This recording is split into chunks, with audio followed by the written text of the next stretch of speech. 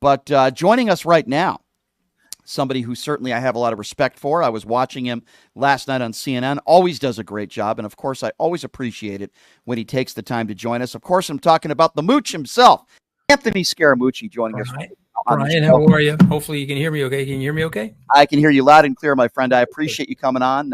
Always enjoy your commentary and appreciate it when you take the time to join us. Boy, Mooch, we've got a lot to talk about. Let me start by saying this. And I think I know the answer to it, but I would imagine you are in full support of Kamala Harris. Is that fair to say?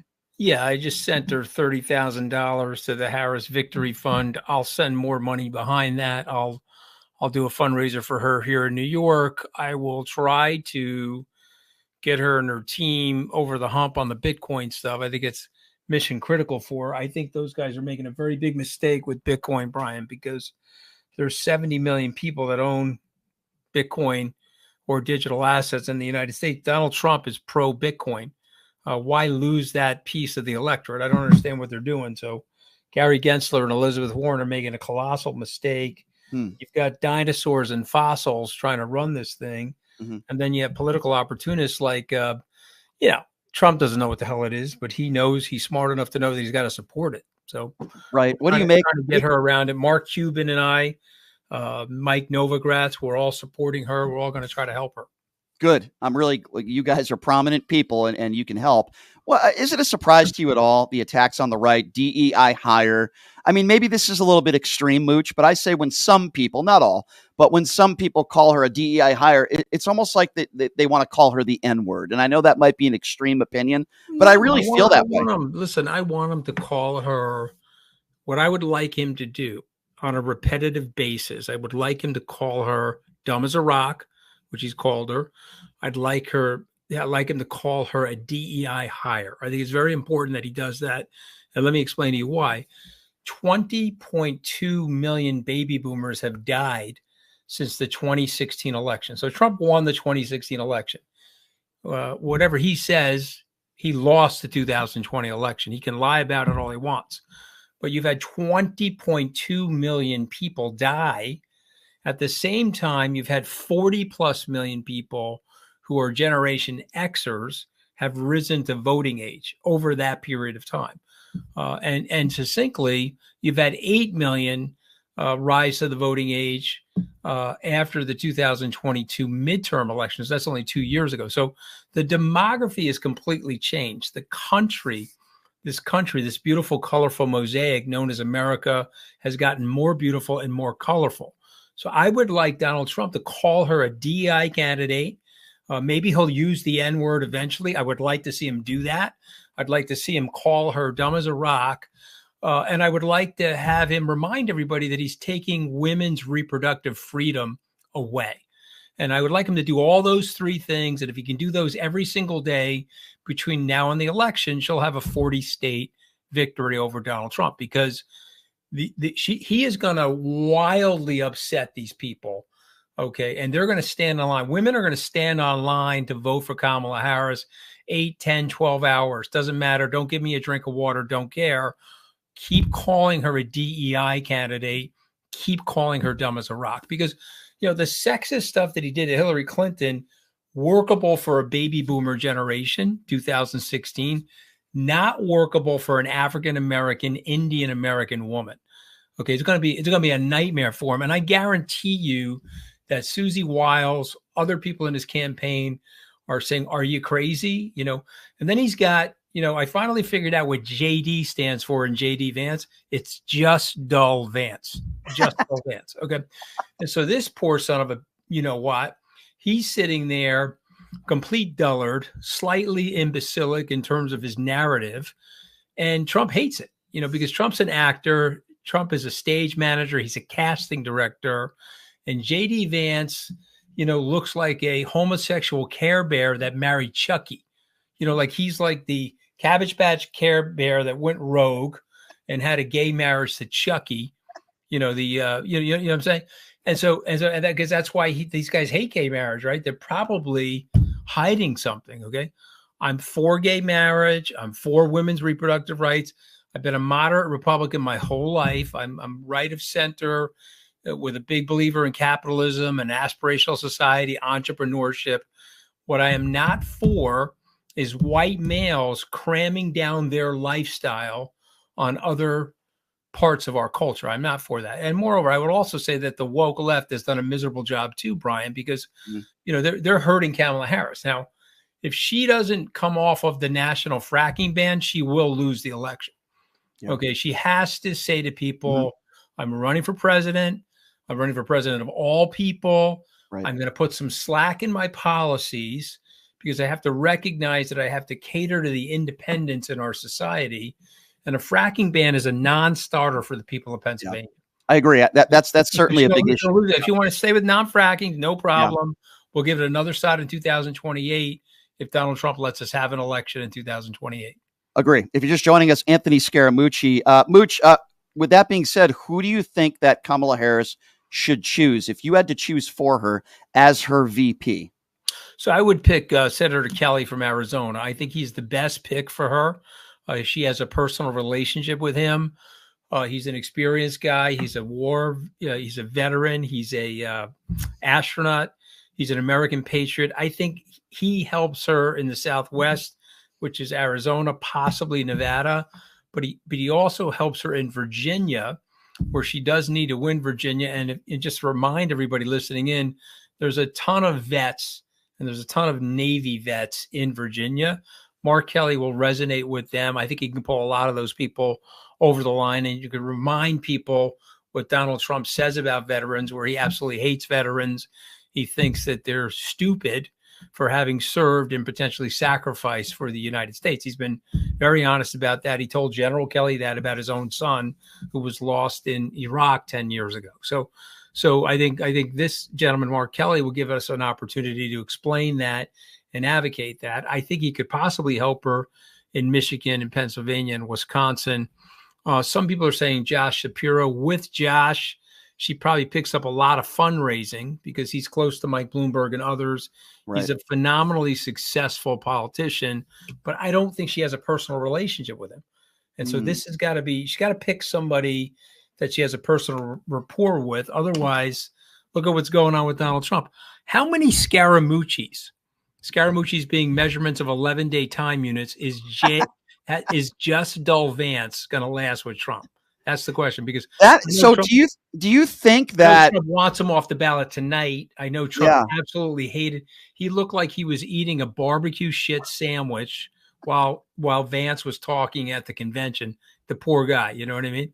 Well, why did he choose him then, Mooch? Why did he choose him? Well, listen, I want to be fair to the president. Okay, he was struck with a bullet to his ear. I think that causes levels of trauma that I can't fully understand. We can pretend that he's Mr. Disassociation and he can withstand anything. But when you're that close to death, I think it was a very jarring thing a couple of days before the convention. I think the choices were on the table.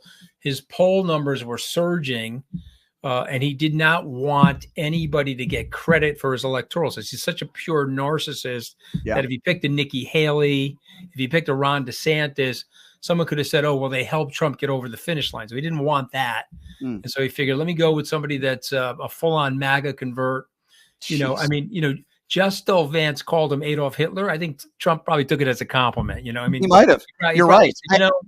You did call me Hitler. I know you're walking it back, but I'm actually okay with it. So You're probably right. He probably is okay with it. Mooch, I gotta ask you a little bit about the RNC. First of all, you have a beautiful wife. You're a happily married man, a good father, a good husband.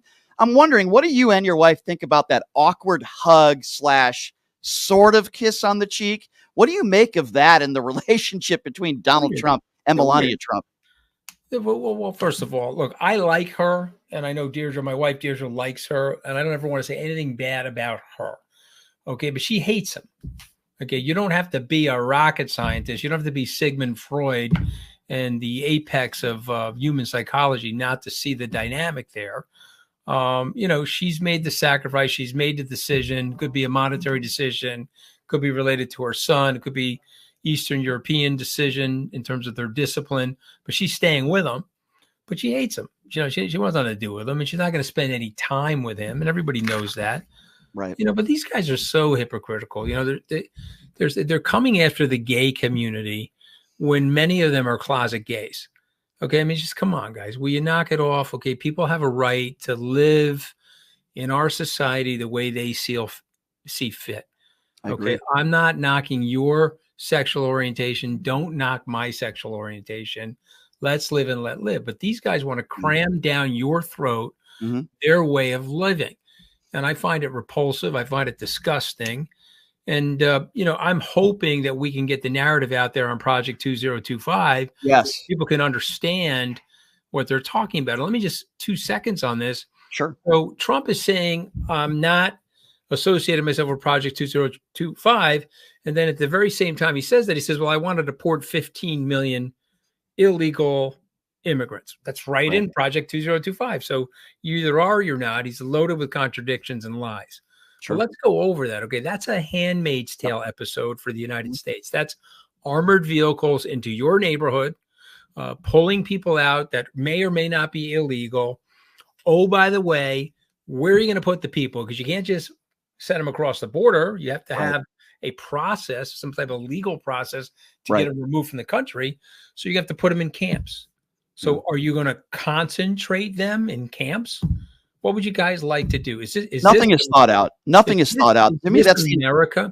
These are some of the most disgusting, un-American, unpatriotic people in the history of the United States. Okay. Agree. So they have to be called out for it.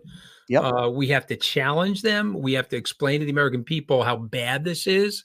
I may not agree with everything that Kamala Harris stands for. I certainly don't. But what I do agree with is the democracy. And what I do agree with is the fight for the idealism of being American. Yeah. And the Trump people do not represent that. They represent this grotesque, disfigured, false claim of patriotism.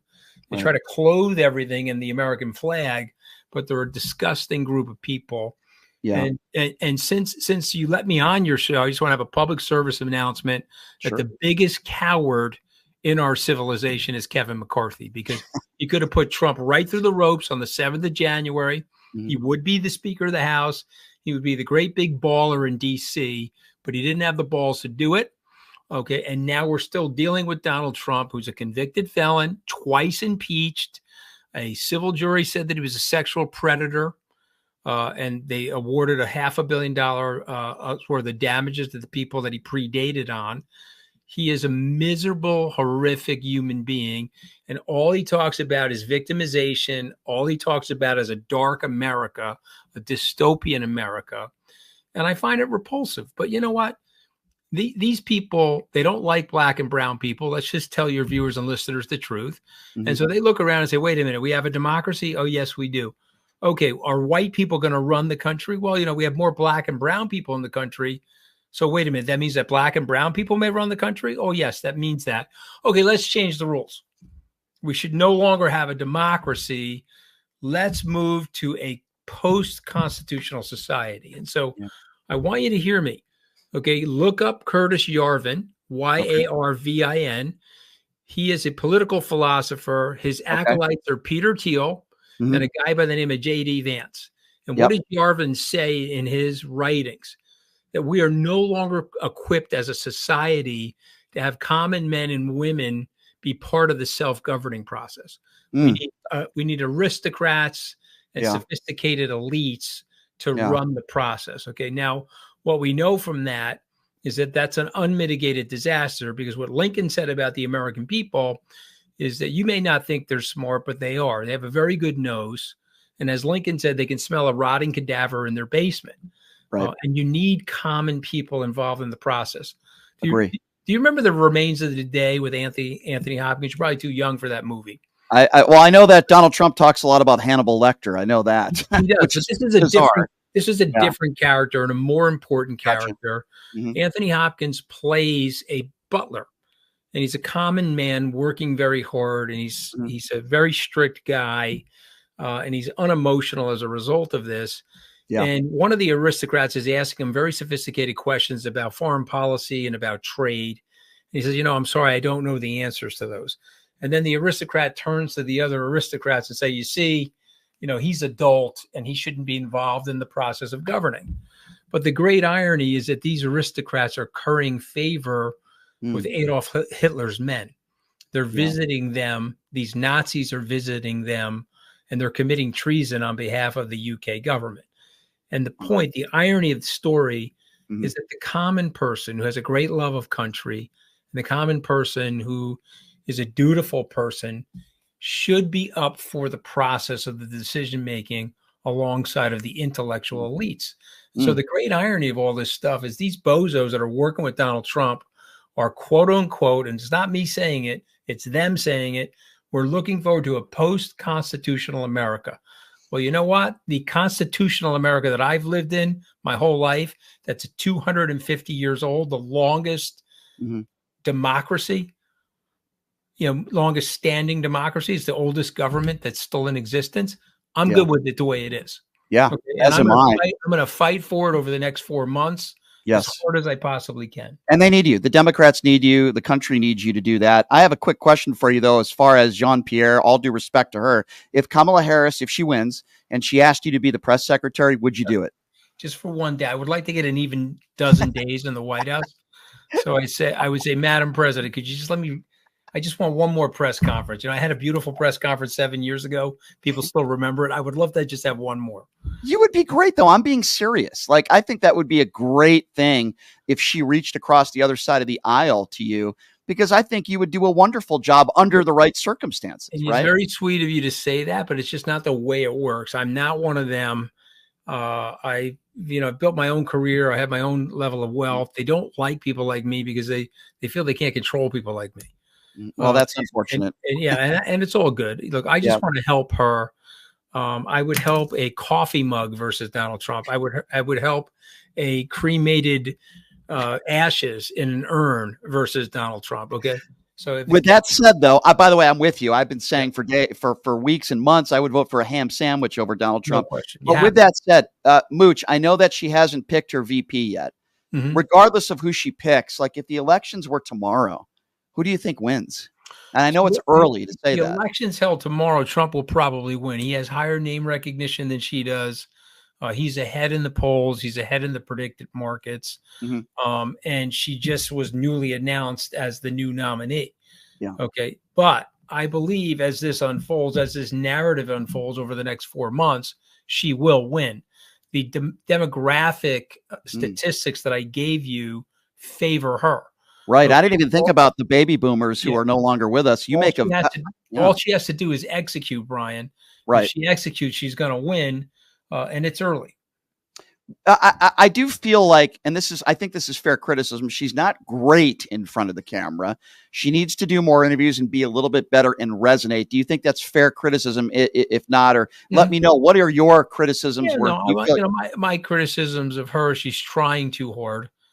Some of that giggle and that the way she over smiles and over laughs is she's trying a little bit too hard. I think she's got to get into presidential mode. She's got to click into that software in her memory system, and she's got to start thinking and acting like the president of the United States.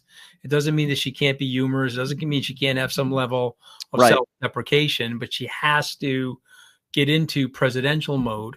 And she has to moderate some of her positions. And she has to get out there with a speech explaining to people, yes, I had these positions, but now I have those positions. Very similar to Donald Trump. He was against crypto. Now he's for it. Right. I want to reflect what's going on in the electorate. I want to serve and represent the people of the United States. And I'll say something that Harry Truman once said. Truman once said, well, he said two things. One was great. If you want a friend, buy a dog in Washington. Obviously, Joe Biden is experiencing that. Well, the second thing Truman said, though, is that this is the only job, the office of the presidency, where every American gets the opportunity. Every eligible voter gets the opportunity to vote for the job. No other job in an electoral capacity is every American voting. It's the one job. And so, therefore, you have to be the lobbyist for all Americans, even the ones that are not voting for you. I think Kamala Harris needs a little bit of that in her narrative in the coming months. And I think it'll impress the independents if she does that. Question before I let you go, Mooch, and I always appreciate your time. I mean, Fox News and the far right, any of those networks, OAN Newsmax, are they even reaching out to you anymore? Because I love it when you make appearances on both networks. Because I saw you on, go ahead. They don't reach out to me because they don't like the rebuttal, and also I'm armed with the facts, right? They have a contorted narrative. Like they're running stories now about the Secret Service, and I accept that the Secret Service failed the country. Sure. But underneath that, there's an implication that there's something deep state-like and sinister. Right. You see what I mean? Ridiculous. Yeah, ridiculous. Which is absurd. Yeah. Nobody wanted President Trump hurt. Right. If we are victims of something, it's a failure of the bureaucracy. Mm-hmm. Those guys are not allowed to engage unless shots are fired. They scoped the sniper. They should have taken out the sniper. But, God forbid it was someone up there with a water gun or something like that. They would be going to jail for manslaughter. We're right. in a weird society. Yes, we are. We have to change the rules of engagement. We have to de-bureaucratize the Secret Service. And if there is an indictment to be made, when Trump's team asked for more Secret Service people, the woman at the top that just resigned, I think her name is Cheadle, Director Cheadle. Correct. Yep. She said no. And that was the mistake. And I applaud Joe Biden for fortifying Trump's detail to the presidential level. Sure. Making the decision now to guard Bobby Kennedy Jr. And I think we have to recognize that we want our ideas and we want our thoughts on policy to be worked out in the ballot box. Political violence is an absolute aberration and it's an abhorrence, and I detest it. And I would rather have Donald Trump become president than have him maimed or killed, God forbid. Sure, of course. It's not something that we can tolerate in our society. Agree. My only criticism of CNN is they don't let you talk enough, Mooch. I could listen to you all day, so I appreciate the time. I wish they would give you a little bit more time, but hey, that's how TV works, right, my man? That's how it works. Short and sweet, brother. Brian, that's right. Thank you so much. Hopefully we'll see each other soon. I hope so, Mooch. Love you, buddy. Thanks for coming on. Same here, bro. Thank you. Appreciate you. Thank you. That's Anthony Scaramucci. By the way, his daughter is an extremely talented musician. And when he gets out here, I hope he brings his daughter out and maybe she could sing a couple songs for us live on the air.